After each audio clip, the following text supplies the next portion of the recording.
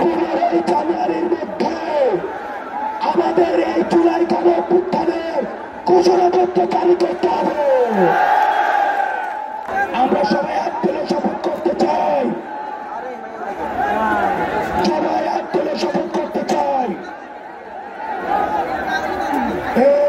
এই মুহূর্তে দরকার বিচারের সংস্কার। আমাদের এই জুলাই গণঅভ্যুত্থানের পরে এই অভ্যুত্থানকে অনেকে মেনে নিতে পারে না, সেজন্য সচিবালয়ে, পুলিশে, বিচার বিভাগে বিভিন্ন সময় আমাদের বিরুদ্ধে ষড়যন্ত্র চলে।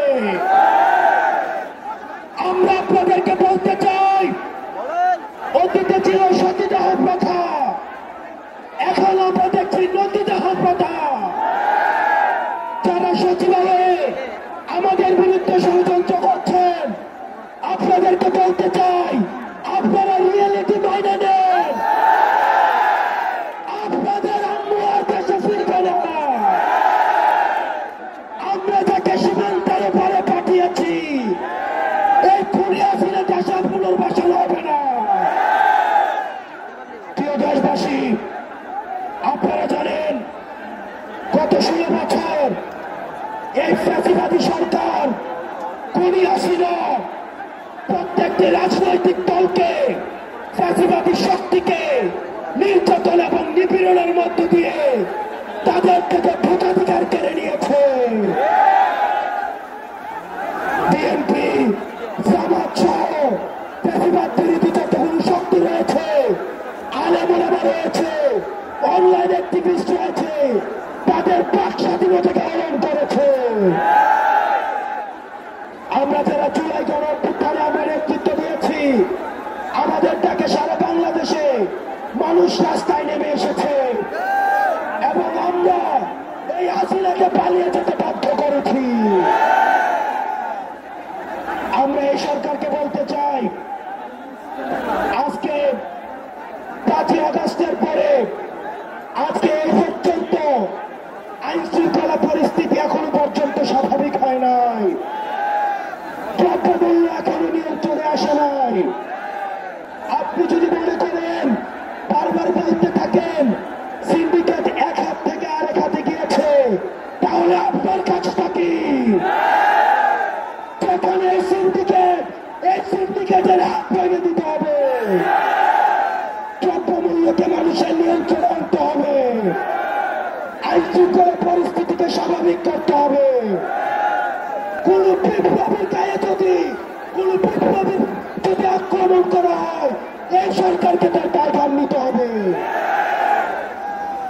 আজকে এতদিন হয়ে গিয়েছে, আপনারা জানেন আমরা এখনো পর্যন্ত বিচার বহির্ভূত যে হত্যাকাণ্ডগুলি হয়েছে, এই হত্যাকাণ্ডের বিচার নিশ্চিত করতে পারি নাই। আমরা দেখেছি পিলখানা হত্যাকাণ্ড, এই পিলখানা হত্যাকাণ্ড দেশপ্রেমী অফিসারদেরকে একজন করে মেরে ফেলা হয়েছে। আমরা চাই অতি শীঘ্রই এই পিলখানা হত্যাকাণ্ডের বিচার নিশ্চিত করতে হবে। আমরা সাবরা ঘটনাকে ভুলে যাই নাই। আমরা দেখেছি সব রাতের অন্ধকারে লাইট টিভিয়ে আলেম ওলামাদেরকে মেরে ফেলা হয়েছে। আলেম ওলামাদের বিচার নিশ্চিত, আলেম ওলামাদেরকে যে হত্যাকাণ্ড করা হয়েছে সেগুলোর বিচার নিশ্চিত করতে হবে। গত 16 বছর ধরে আওয়ামী লীগ যে নির্যাতন, নিপীড়ন, অত্যাচার, গুম করেছে সেগুলোর বিচার করতে হবে।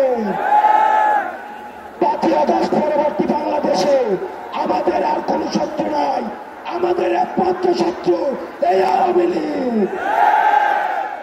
আওয়ামী লীগের বিরুদ্ধে আমাদের ফেসিবারিক পৃথিবীর যতগুলো রাজনৈতিক শক্তি আছে, আমাদের সংগ্রাম অব্যাহত থাকবে।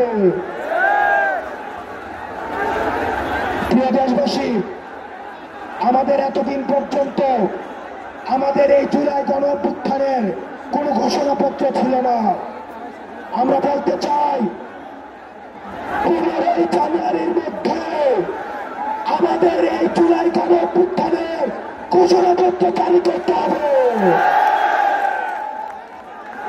আমাদের জুলাই গণঅভ্যুত্থানের ঘোষণাপত্র 15 জানুয়ারির মধ্যে আমাদের 15 জানুয়ারির মধ্যে জারি করতে হবে।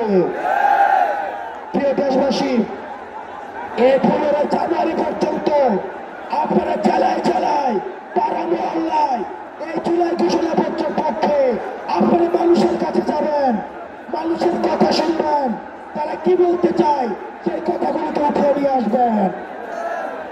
আওয়ামী লীগের বিপক্ষে, মুজিববাদীদের বিপক্ষে, যারা এই ফ্যাসিবাদী এবং সন্ত্রাসের রাষ্ট্র কায়েম করেছে তাদের বিপক্ষে আমাদের এই লড়াই, আমাদের এই সংগ্রাম আমাদের জারি থাকবে।